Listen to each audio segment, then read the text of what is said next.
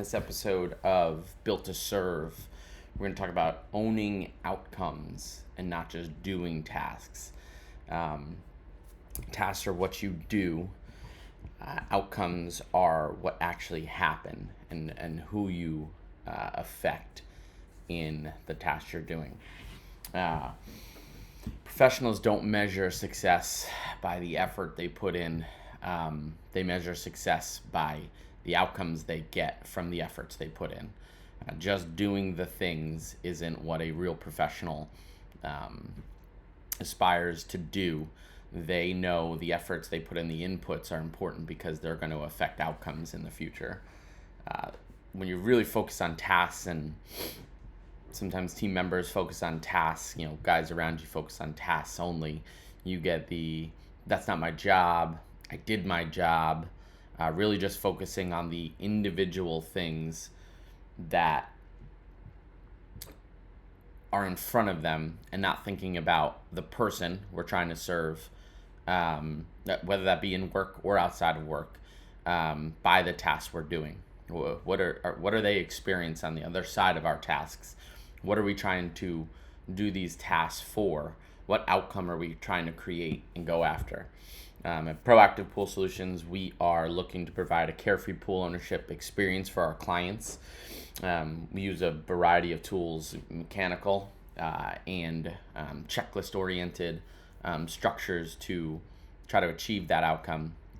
And just walk through a couple opportunities that we see in our job where we can focus on tasks and not get that carefree pool ownership experience outcome for our clients because we're only focusing on the tasks.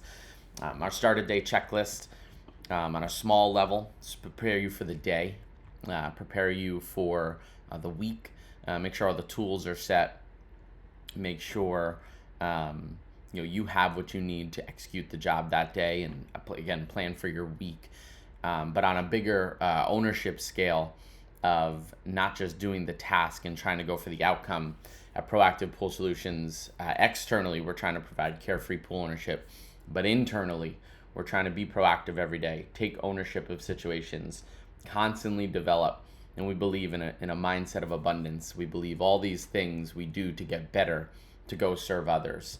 At the company, what we want to do with that checklist in the morning is prepare ourselves, of course, for the day and execute the highest possible service we can out in the market for our clients. But we want to prepare our technicians for a great career with us. That checklist to make sure you have all those tools. A lot of those you don't use day to day, and they're a roadmap of what are the skills I need to pair with those tools to be able to provide an outcome for our clients, and then obviously make more in the market. The more value you bring and the more outcomes you can affect.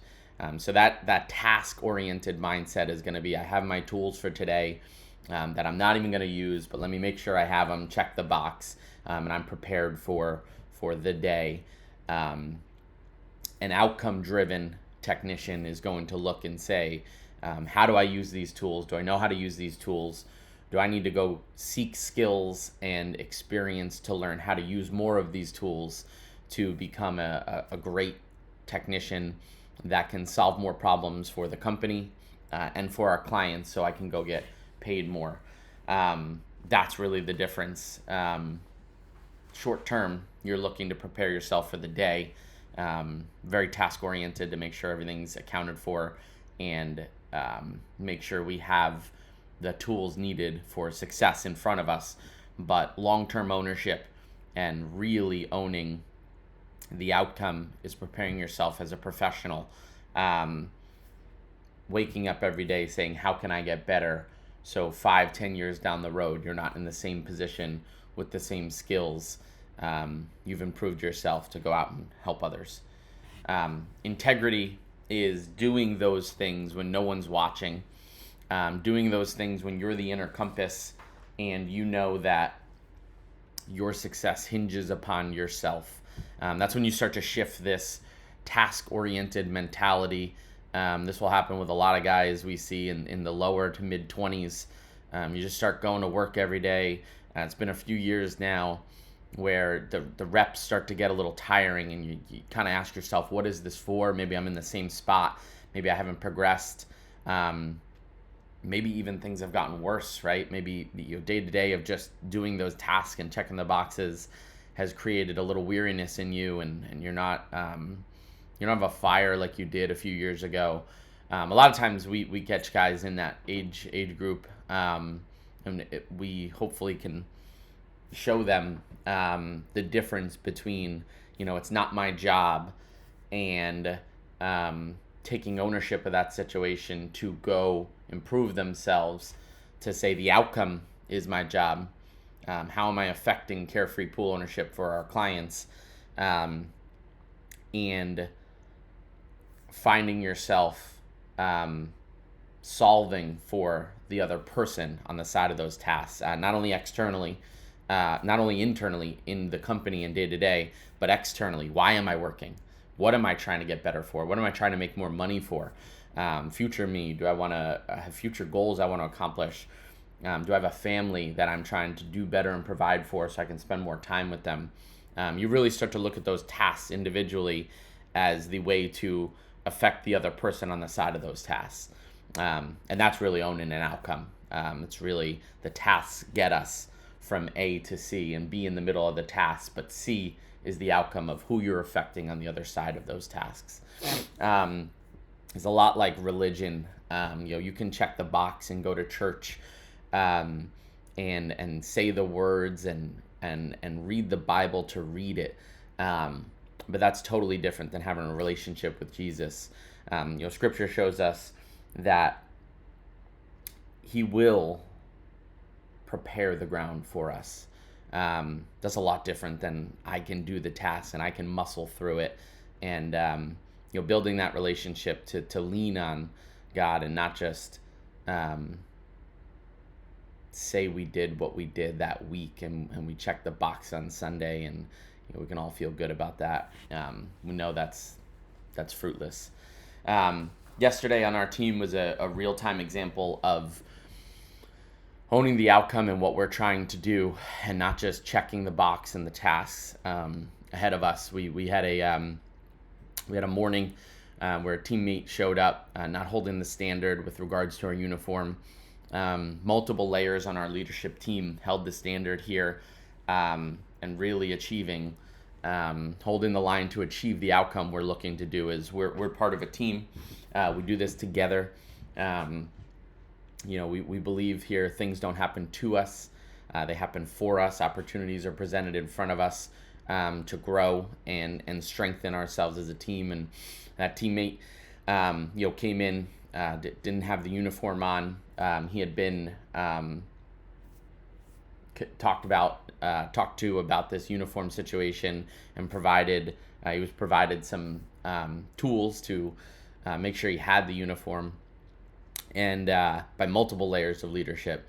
So it was really a great opportunity of our system, our culture holding strong, and knowing that it's not, what we're trying to do here is we're trying to get better every day to go serve others. It was a great culture moment for us to hold that standard, that not any one individual is above the standard. And again, a couple weeks ago, one of our leadership members held the standard on a quality assurance visit with him, noting that this was the kind of final warning-ish on the uniform. Another one of our leadership teammates provided a different solution for that uniform that the team member presented to us, of why it was hard for him to meet that standard. And then yesterday at our team meeting, our leadership team held the standard and just said, hey, this is our standard here. There's just no option to be here if we can't meet that standard. And the team member decided to just go in a different direction. And super unfortunate. They were super good employee and team member for us, and they grew tremendously as a person with their time here at Proactive, the year with us. But it's super unfortunate because they were still kind of putting themselves first, above the team, above the standard, above what we're trying to do to build and grow people, to not make yourself better, to serve yourself, but to make yourself better, to go serve others.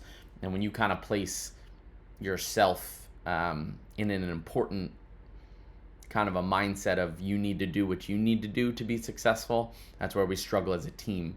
It was a tough day. Another team member had some personal issues that caused him to have to leave work, which obviously tactically, right, we had just lost a team member that morning, so we're kind of scrambling. How do we adjust for the day? And then a second team member goes down halfway through the day with a personal matter. So first things first, the task ahead of us, getting the pools done, providing that carefree pool ownership, those things start to stress and cause a little fragility in what we focus on right in front of us. But man, did the team hold strong. Again, multi-layers of leadership through this. That employee's direct supervisor gave him the space and the peace to go solve that family problem and take the time to go do what he needed to do. Two other members of our team reached out to him just to let him know, we're here. We've dealt with a similar situation before. If he's looking for any wisdom or guidance, hopefully we could provide a little bit. And what I was most impressed with was the young man asked for prayers, not only for him, but for his whole family going through this, right? And that just made me so proud. That made me really hopeful that again, the tasks of what we do day to day, the holding the culture, the striving to be better, is landing, right? It is, we didn't cause that heart posture of the young man, but the environment we build here at Proactive and support our team with and our clients with holds firm that we go to serve others. And this young man, again, in a time of great heaviness in his life, asked prayers for his family, some of which are causing the strife and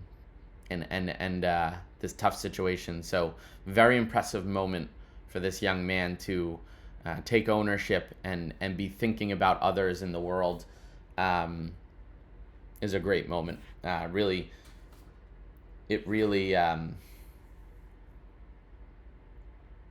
it made a hard day really worthwhile and really impactful of kind of giving us the strength and the understanding what we do day to day and the tasks we do day to day to run a business. Really firmed up who's on the other side of that, our team and their families. And we were able to, even on a hard day with some multiple punches towards us, we were able to help a teammate out and give him the space and time he needed to go solve a problem in his life and spend time with his family. Again, we really believe this. If you want to be treated as a professional in the world, and that's what a lot of us are looking for, we're looking for respect, you have to act like one. You have to give respect.